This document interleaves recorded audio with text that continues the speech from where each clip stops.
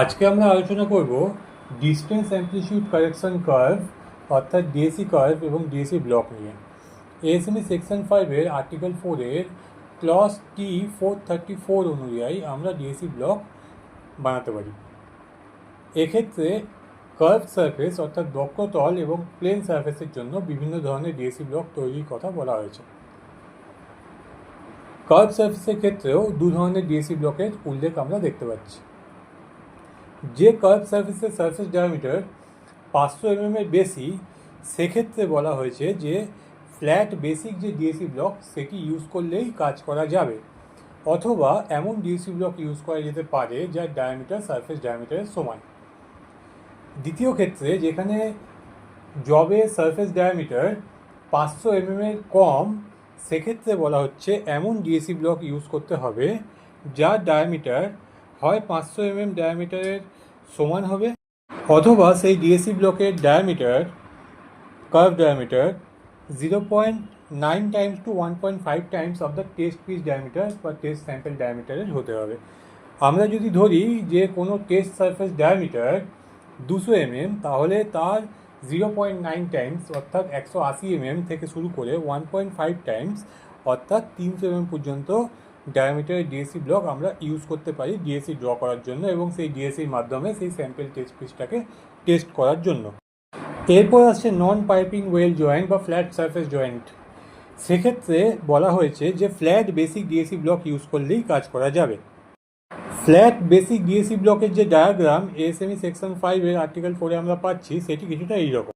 এই ডায়াগ্রামটিকে যদি বড় করে দেখা যায় তাহলে আমরা দেখব যে এই ডায়াগ্রামে 3টি সাইড ড্রিল হোলের কথা বলা হয়েছে।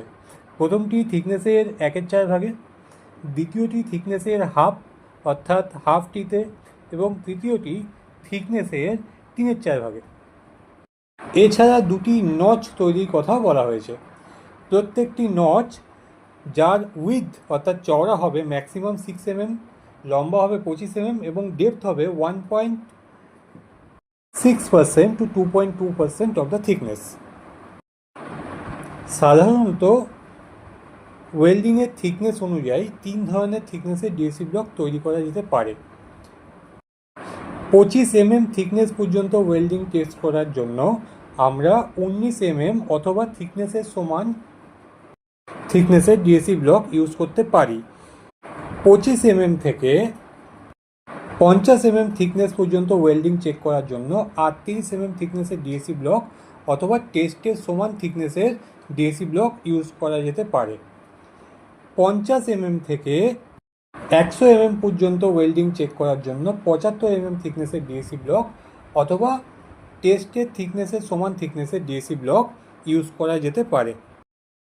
প্রতিটি ডিএসি ব্লকের সাইড ড্রিল হোল নির্দিষ্ট ডায়ামিটারের মাপে করতে হবে।